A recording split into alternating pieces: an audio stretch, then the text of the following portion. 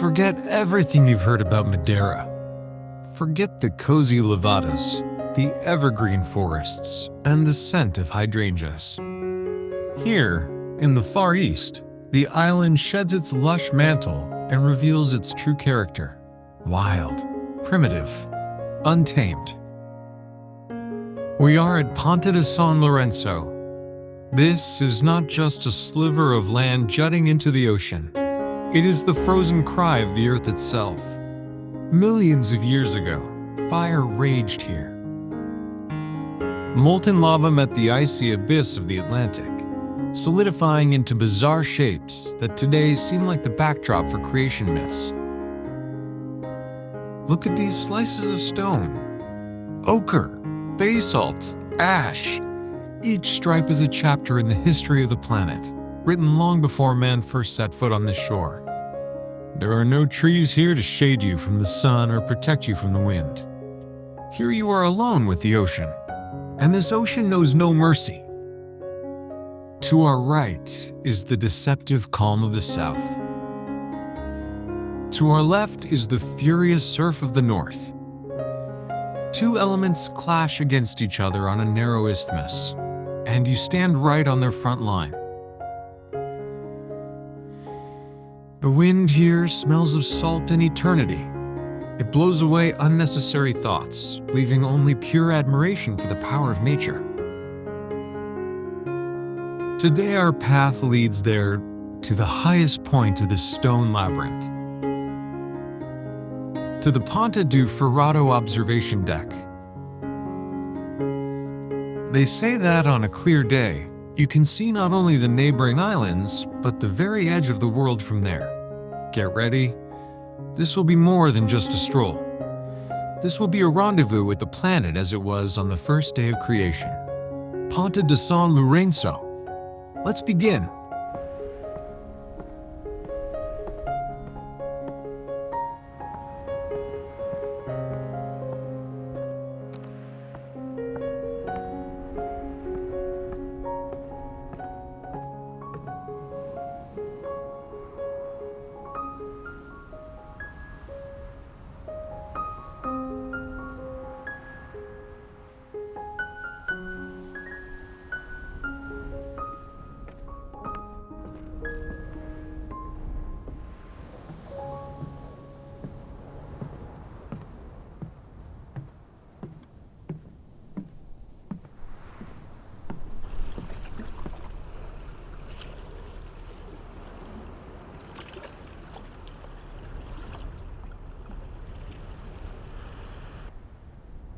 Madeira is the summit of a huge underwater shield volcano. Here, on São Lourenço, this is best seen. The multicolored layers basalt, tough are a chronicle of eruptions. Why is this place unique? This is the easternmost point of the island, discovered in 1419. The Baía de Abra viewpoint is named after João Gonçalves Zarco's ship.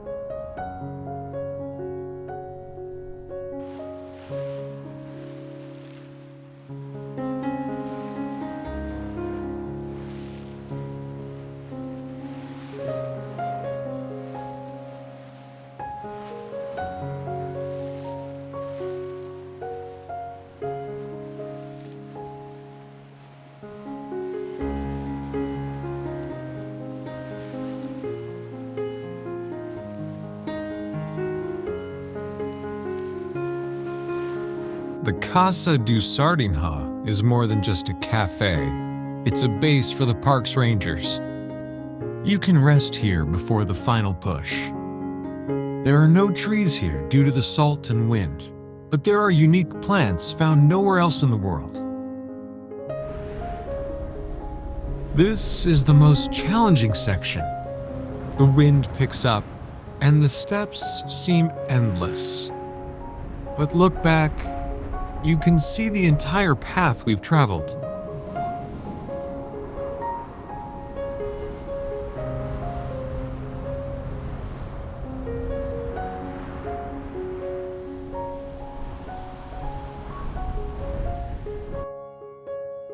When you stand at the foot of the hill in front of the Ponta de Furado viewpoint, the mountain seems to challenge you. The steps are carved directly into the rock, and with each step the wind grows more aggressive, as if trying to push you back into the cozy oasis of Castelo Sardine. But as soon as you reach the final step, everything inside becomes silent. The finale of this natural symphony unfolds before you. Jagged cliffs, like the teeth of a giant beast, plunge deep into the ocean. Beyond lie only 3,000 kilometers of water to the coast of Morocco and America. From the Ponta de Furado platform, a majestic view of the Farol de Ponta de São Lourenço lighthouse opens up. The end of the world exists.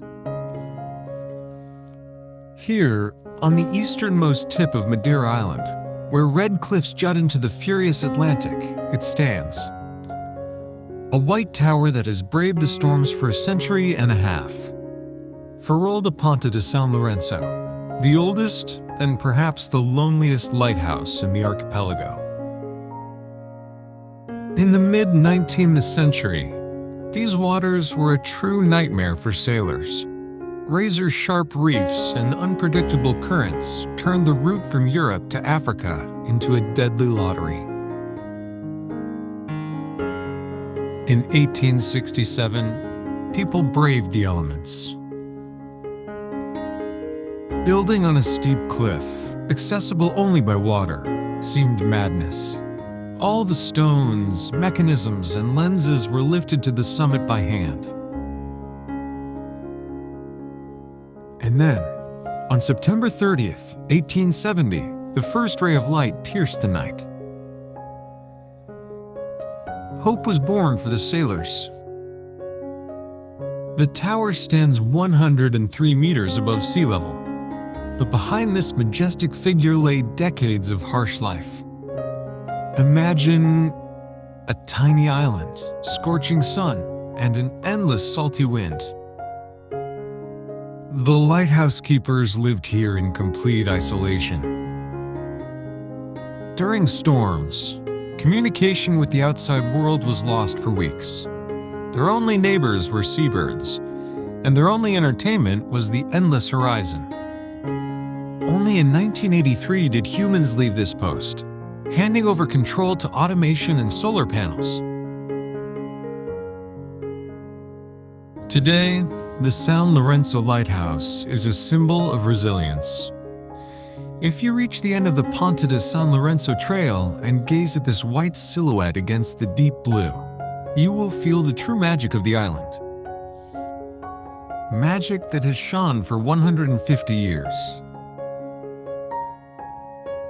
Here, on Ponta de Furado, you understand? Madeira is not just about wine and eternal spring. It is about the primordial strength of the land, born in fire and enduring under the pounding of the ocean.